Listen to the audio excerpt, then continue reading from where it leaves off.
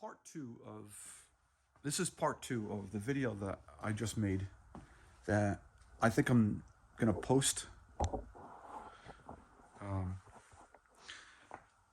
But when I was out in Arizona at Sierra Tucson, at the rehabilitation center that I was at for 3 weeks, it's called Sierra Tucson, and I was there for my battle with clinical depression, and that place literally saved my life. Like, no bullshit, it literally saved my life. I don't think I'd be sitting here making this video if I didn't go through Sierra Tucson and that happened to me. I wouldn't be standing here making this video. I wouldn't have been able to deal with losing this. But I have a lot of coping skills, and I'm able to deal with the stress a lot better than I ever have before. So my coping skills are really saving my life, and my recovery is an ongoing battle. This time of the year is not good at all for me. I hate it. My head just wanders around, and I got all these freaking thoughts on my mind, and this accident is fucking replaying over in my head, like, over and over and over, and I don't know what to do to stop it. When I was in Sierra Tucson in the group therapies, they had what they call processing, and you basically just kind of tell everybody whatever's on your mind and just get it off your chest and talk about it. And then after you talk about it, people would give you feedback on what you just said, and it really helped me a lot doing that around. There was 7 people in the group, so it really helped me a lot to come out of my shell and talk about what's on my mind, because everybody else in the room was dealing with the same thing I was dealing with. So it was a lot easier for me to talk about. It's really difficult to talk to somebody that's not familiar with depression. It's not really hard. It's not easy to talk to somebody that's never felt depression, that's never went through it, that has nothing, doesn't really know a lot about it. It's a really difficult conversation.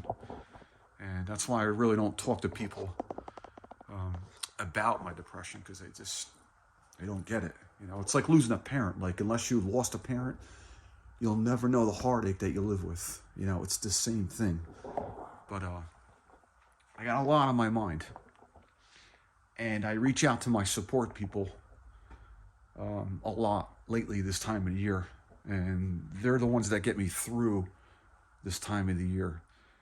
But I have a problem, and I don't know how to get rid of it or how to move past it, because my coping skills and everything that I've learned from Sierra Tucson is not working.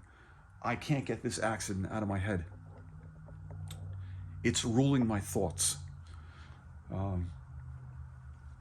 Standing here like I'm doing right now, I'm just kind of like leaning on it.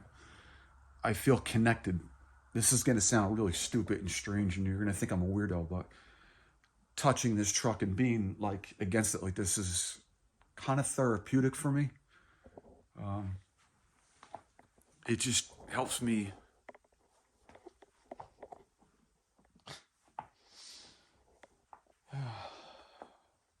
kind of get over all this shit,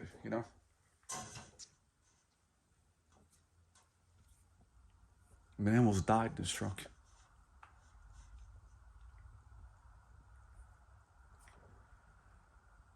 But it's hard. It's hard. It really is. Trying to get over all this shit and everything I deal with. People have no idea how difficult it is, but I'm gaining strength to get by all this and to get over. Not completely get over it, but just the ability to get this out of my fucking head is so difficult. And that's the problem that I'm having, is I can't get this out of my fucking head. And I wish I can, but again, like I said, you probably think I'm a weirdo, but being around this thing is actually therapeutic for me.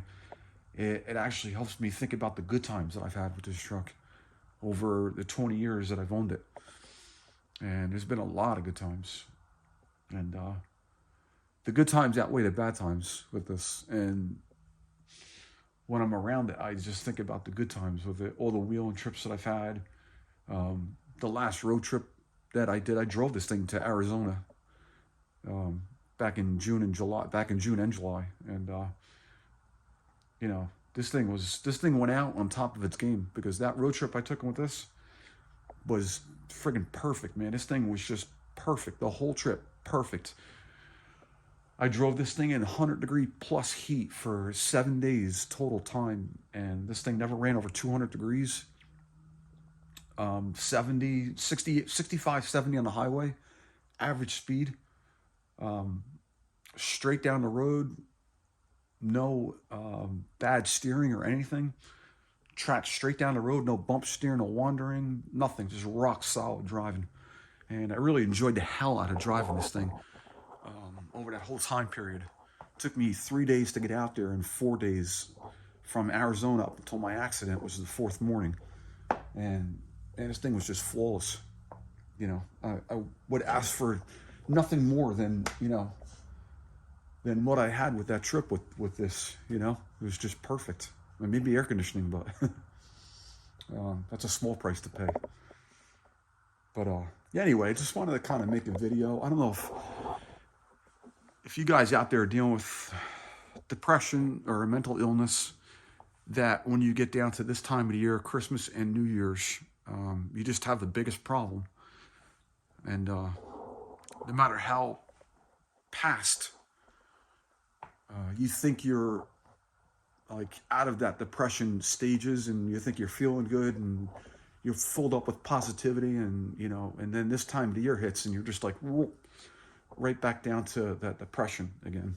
You know, it's not as bad as it used to be. This time of the year in the past for me was the worst. I mean, I don't know how I dealt with it. I really, honestly, don't know how I dealt with it, because I'm not too bad right now, but you know, I feel a little bit, but I'm not really too bad. I don't know how I dealt with it in the past. I really don't.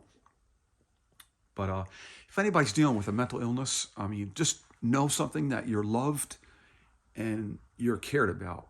And please, for the love of God, reach out to somebody. If you have suicidal thoughts, for the love of God, please, I'm begging you, reach out to somebody. I've been there, on the edge, looking down, with a rope around my neck. I know what it feels like. Okay, so for the love of God, please, if you're living with clinical depression and you feel a suicidal thought coming on, pick up the phone, reach out to somebody. Please, I'm begging you, reach out to somebody. It's not the answer. Your mind is playing tricks on you and lying to you. Don't listen to it. Reach out to somebody for some positive, loving, caring advice. It's the best thing that I can tell you right now. And that's coming right from my heart too. Because I've been there and I've done it countless times. So anyway, on a happier note, I got big plans for next year. Hopefully I can start taking this thing apart, and eventually it's going to get parted out, and whatever's left is going to get scrapped. All the good parts, there's a lot of good parts in it still in the drive line, so some of the suspension pieces are going to go in my 98 eventually. But I got a lot of plans for my white 98 Cherokee. I got a lot of big plans for it. I'd like to do another road trip next year, but we'll see. We'll see what happens. It probably will happen. A road trip definitely will happen, but I don't know where I'm going to go. So anyway, I wanted to make another video talking about the difficulties of this time of the year with people living with a mental illness, like I was, and I still kind of am. You're loved and you're cared about, and please reach out to people for that support and that reassuring feeling of love and being cared about that everybody needs. Please. I'd really appreciate it if you guys drop a like and comments, questions, suggestions, any videos you want to see. If this is a bullshit long video that you just can't stand, let me know. If you like it, let me know. You don't like it, post a comment. You know, I'll try to change something and try to say something different, or anything like that. Hope you guys have a good Christmas and a happy New Year. See you guys.